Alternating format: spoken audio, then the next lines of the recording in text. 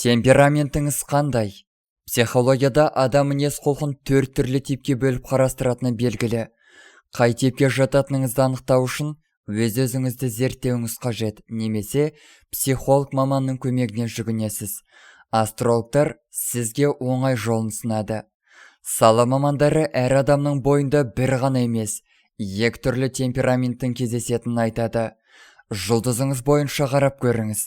Сіздің темпераментіңіз қандай типке жатады? Тоқты 7%-ға холерик, 30%-ға сангвиник.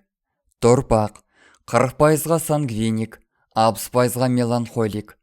Егіздер 80% сангвиник, 20% холерик. Шаян 90% меланхолик, 10% флегматик. Арстан 85% холерик, 15% сангвиник. Бекеш 60% флегматик, 40% меланхолик.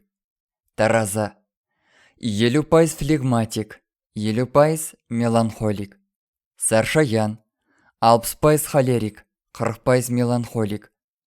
Мерген 60% холерик, 40% сангвиник. Тауышка 80% флегматик, 20% сангвиник. Суқойғыш 70% меланхолик, 30% флегматик. Балықтар 85% меланхолик, 15% сангвиник. Меланхолик, холерик, сангвиник деген не дейтін болсаңыздар, ендеше мұқият тыңдаңыздар. Холерик қызуғанда, мінезі құбылмалы, ой пікірі тұрақсыз жан. Меланхолик жаны нәзік, жүрегі жараланғыш, сезімтал, әсершіл, ойы мұңға жақын, эмоцияға берілгіш. Сангвиник оптимист көзқарастағы, өмірге дән разы адам. Жағдайға, іске бейімделгіш, адамдармен оңай тіл табысады. Флегматик эмоцияға сараң, мінезі бір қалыпты, аспайтын саспайтын жан, кейде тіпті енжар, айналасына бейжай қарайтын жалқау адам. Құрметті көрермен, сіз қандайсыз?